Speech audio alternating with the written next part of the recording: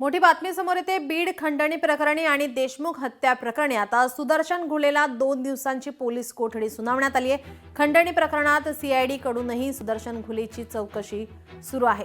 सरपंच संतोष देशमुख हत्या प्रकरणात न्यायालयीन कोठडीत असलेल्या सुदर्शन घुलेला खंडणी प्रकरणात केज न्यायालयामध्ये हजर करण्यात आलं।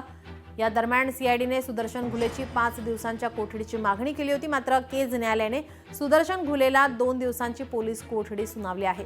केज येथील आवादा एनर्जी पवनचक्की प्रकल्प चालकाकडून 2 कोटींची खंडणी मागितल्या प्रकरणी सुदर्शन घुलेसह इतर आरोपींवर केज पोलीस ठाण्यात गुन्हा दाखल होता, मात्र सुदर्शन घुलेला सरपंच देशमुख हत्या प्रकरणात अटक करण्यात आली होती आणि आता खंडणी प्रकरणात देखील सीआयडी कडून सुदर्शन घुलेची चौकशी आणि तपास केला जातोय।